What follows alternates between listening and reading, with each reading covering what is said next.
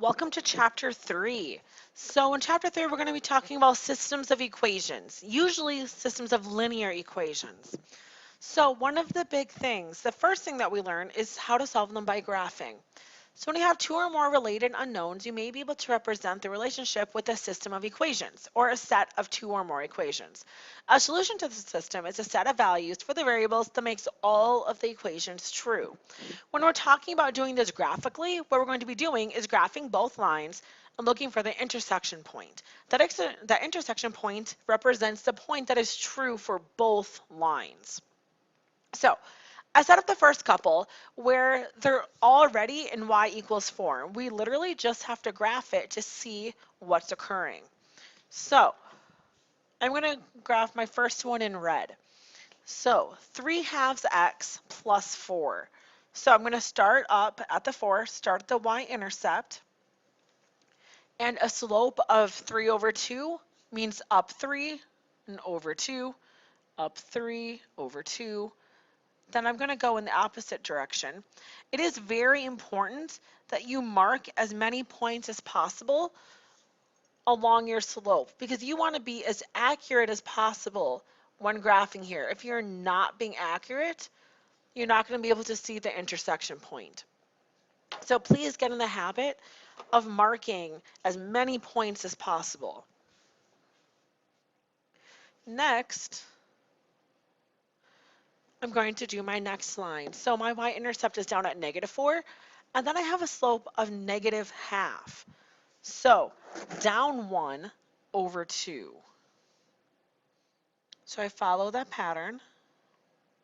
Oh, I'm sorry, the last point is not right. Should be right there.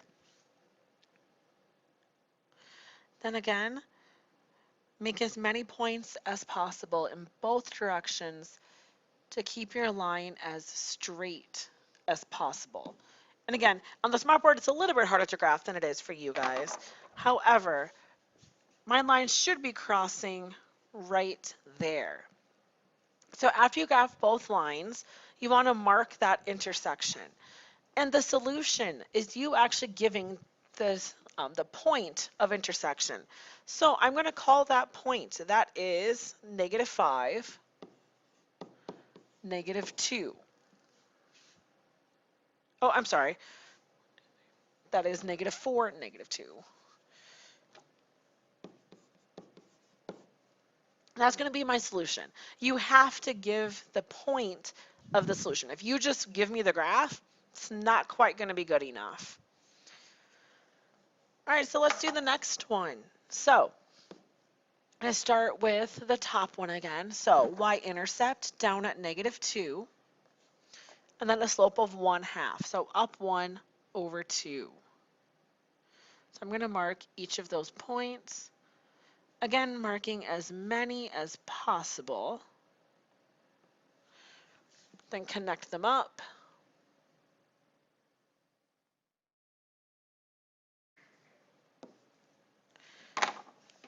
Then I'll do my next one. So a y-intercept up at 5, and then a slope of -3. So down 3 over 1, down 3 over 1. And now I make that line.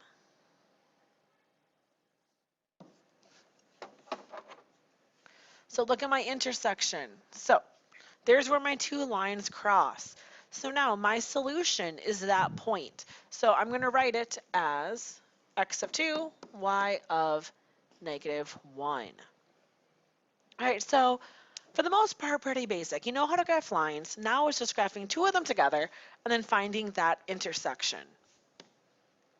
Now, sometimes we have this situation happen where really you need y equals mx plus b form, okay?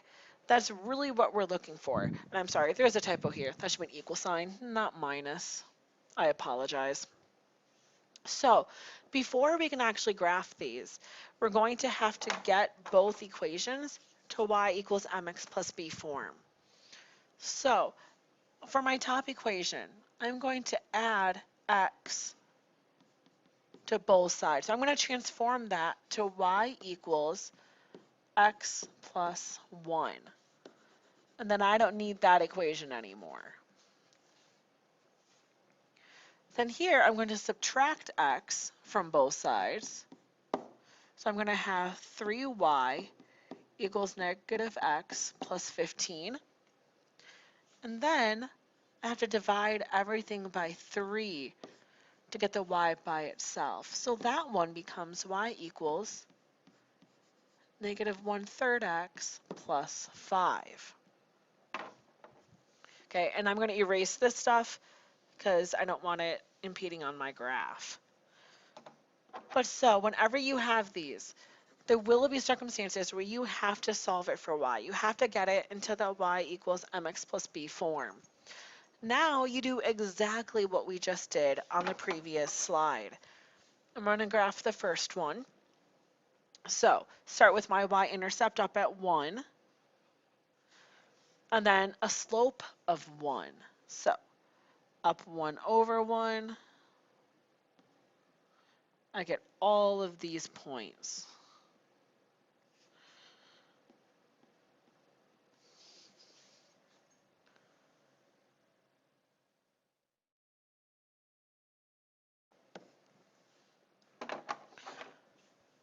My second line, so a y-intercept up at 5, and then a slope of negative 1/3. So down 1 over 3, down 1 over 3, down 1 over 3.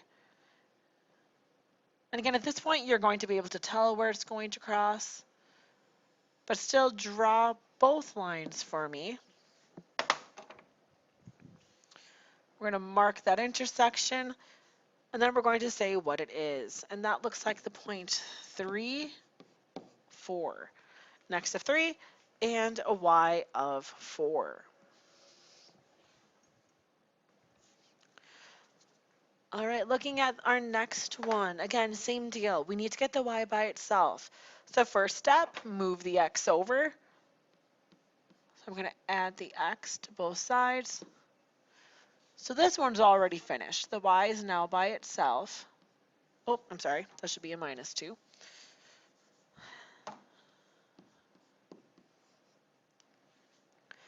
Bottom one, again, move the x first. So subtract the 2x. That leaves us with y equals negative 2x plus 4. Okay, so again, in the process of getting y by itself, move the x first, then divide by anything that may or may not still be with the y. And once I've done that, now I don't need any of these anymore. I have the two lines that I'm going to graph. Start with my first one, start at my y-intercept down at -2, and then my slope of 1, which gives me all of these.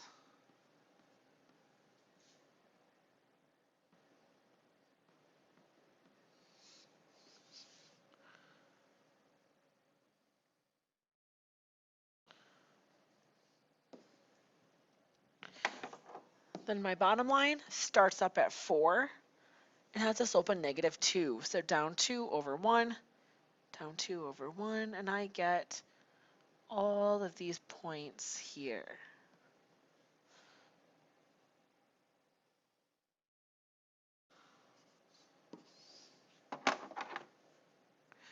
And they should be crossing right there. So I'm going to take that and I write it as a point. That is going to be the point 2, 0.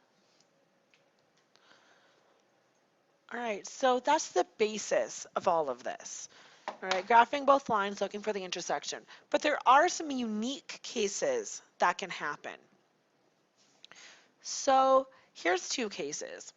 Parallel lines are lines that never touch and therefore have no solutions.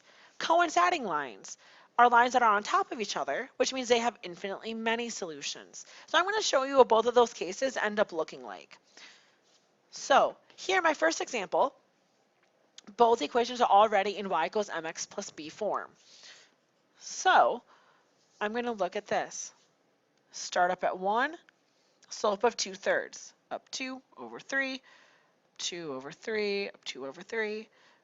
do the reverse, and then connect my dots. All right, let's see what happens when I do this one. Down at 5, and then same slope. Up 2 over 3. Same thing down there. Connect my lines. So notice here we have a predicament. We have two lines that never touch, two lines that are parallel. So what that's going to mean is there is no intersection. And if there is no intersection, that means that there is no solution. Oh, I'm sorry.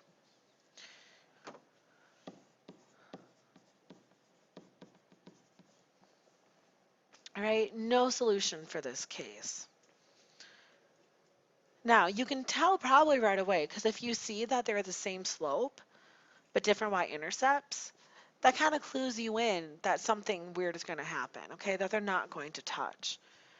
Well, let's look at this next case. So, to start off with, I'm going to subtract the 2x from both sides. Remember, you want to get the y by itself, so you start by moving the x.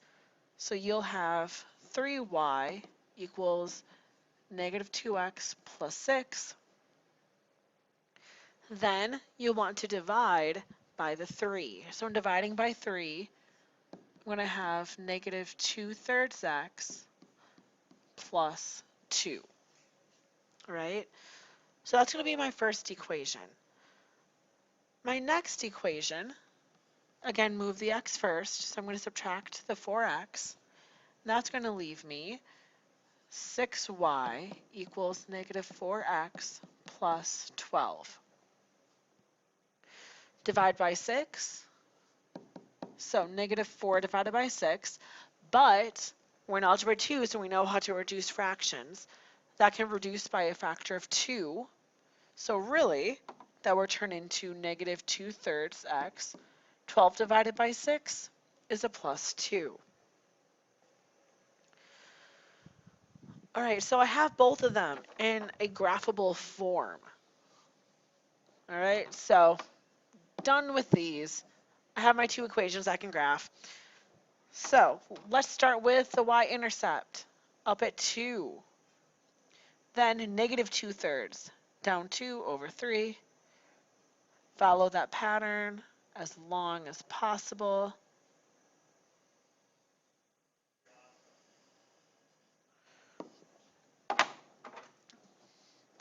All right, and now we have to graph the other line. So for the other line, we're going to start up at the same y-intercept and then follow the same slope. Now, what you're going to find interesting is look at what happens when I do that. I have two lines that are literally on top of each other. They touch at every point. So what this means is I don't just have one solution. I don't have no solution. I have infinitely many solutions. Okay, and just like before, I will let you abbreviate that to IMS. But when you have two lines that are literally on top of each other, that is an infinitely many solutions case.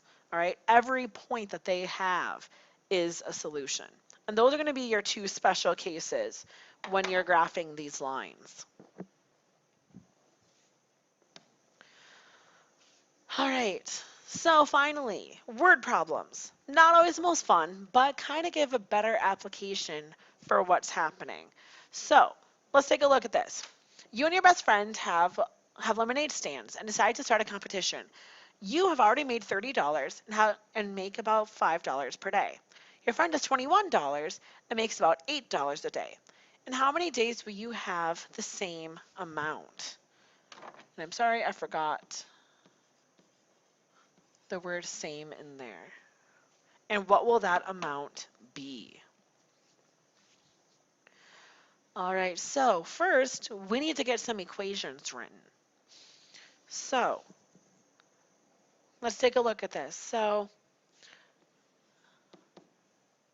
I'm making, let's see, I make $5 per day. So if I'm letting X be my number of days, and Y be my money. So every day I'm making $5 more. So the whole each day part, the everyday part, is what connects it to my variable. And then I already have $30.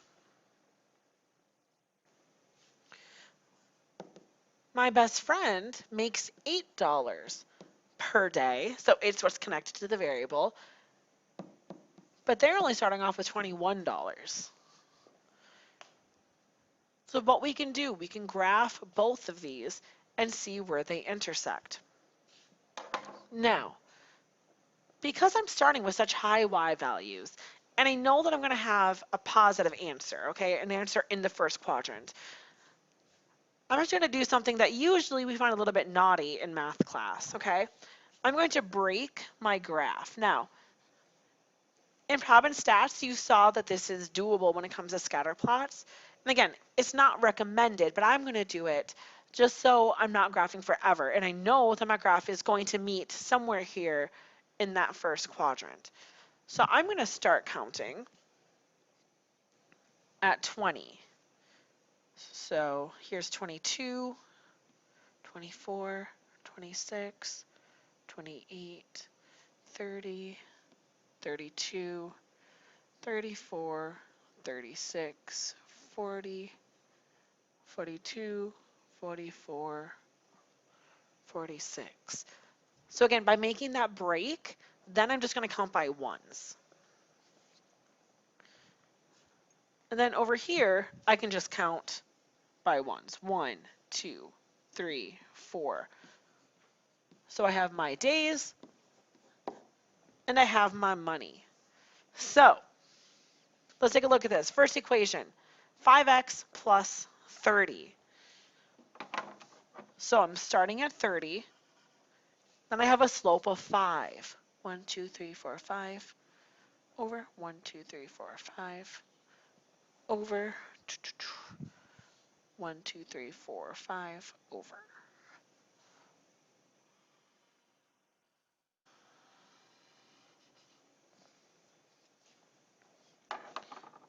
So there's my first line.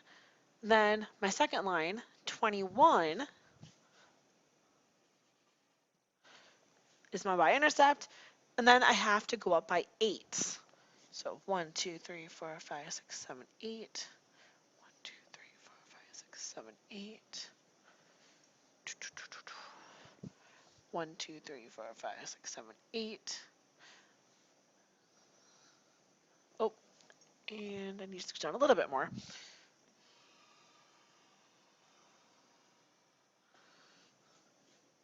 They end up touching right there. And if you recall, we went one above the graph, so that would be at 47. So what that's saying is after 3 days, we'd have the same amount of money, and that would be each having $47. That's the amount that makes us the same. All right. So, thank you for joining me for this. Again, lots and lots of good material, mainly review, but it's a good idea to revisit to make sure you feel confident in your graphing abilities. So, why don't you please make that summary, again, right here, make that summary for me, and then be ready to do practice work when you come back to class.